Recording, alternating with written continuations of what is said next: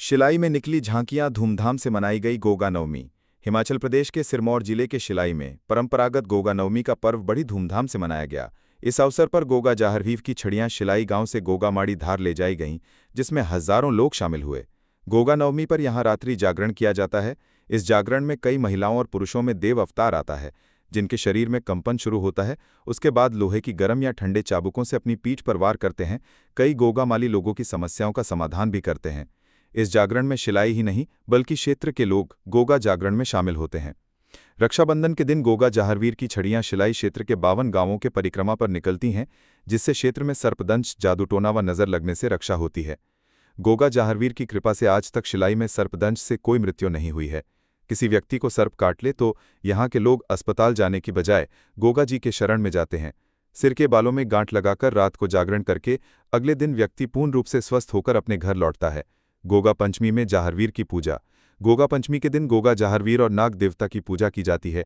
यह व्रत निसंतान महिलाओं की गोद जल्दी ही संतान सुख से भर देता है और पति और संतान को लंबी उम्र और अच्छा स्वास्थ्य देने वाला माना जाता है। गोगा पंचमी बीते 13 अगस्त को मनाई गई। सर्प आकृतियों का अभिषेक। गोगा पंचमी के दिन कच्चे दूध में कोयला मिलाकर सर्प आकृतियां बनाई जाती हैं और उस पर कच्चे दूध का अभिषेक किया जाता है। शिलाई में गोगा माड़ी की स्थापना। शिलाई की ऊंची धार माड़ियों में उत्तराखंड के हाजा दाशों की चोटी से एक दैत्य की नज़र शिलाई की चोटी पर इस तरह से लगती थी कि चोटी पर आने वाले सफ़ेद रंग के पशु और व्यक्ति की मौत हो जाती थी। इसलिए शिलाई के लोग इस चोटी पर न स्वयं जाते, न ही पशुओं को जाने देते थे। जब शिलाई के लोगों ने देवमालियों और ज्योतिषियों से इसका समाधान चाहा तो उन्होंने बताया कि इसके लिए गोगा जाहरवीर सक्षम है। वे सर्पदंश, नज़र और जादू टोने से रक्षा करते हैं। उनकी यहाँ स्थापना की जाए। जिसके बाद शिलाई के लोग बागड़ राजस्थान को रवाना हुए। बताया जाता है कि जब शिलाई के लोगों ने अपनी व्यथा सुनाई और गोगा मंदिर की स्थापना की बात रखी, जिसके लिए वो सहमत नहीं हुए, एक व्यक्ति ने माथा टेकने के बहाने हाथ के नाखून में मिट्टी उठा ली और वापस शिलाई पहुंचकर उस मिट्टी को एक चोटी पर रखकर वहां गोगा माड़ी की स्थापना की गई। जिसके बाद इस चोटी पर दैत्य की नज़र से रक्षा हुई तथा किसी पशु व इंसान की अकाल मृत्यु नहीं हुई।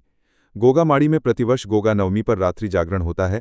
पूरी रात गोगा गाथा गायन किया जाता है और अर्धरात्रि को गोगा माड़ी के बाहर अलाव जलाया जाता है। अलाव जलाने का महत्व।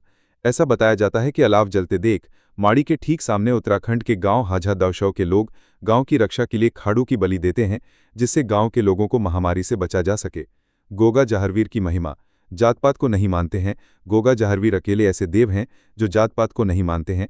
जागरण के दौरान सभी समुदाय के लोग एकत्रित होकर रात्रि जागरण करते हैं। प्रसाद के रूप में रोट बनाया जाता है, जो सभी लोगों में बांटा जाता है। गोगा नवमी के अवसर पर शिलाई में आयोजित होने वाले इस कार्यक्रम में हजारों लोग शामिल होते हैं और गोगा जाहरवीर की महिमा का गुणगान करते हैं।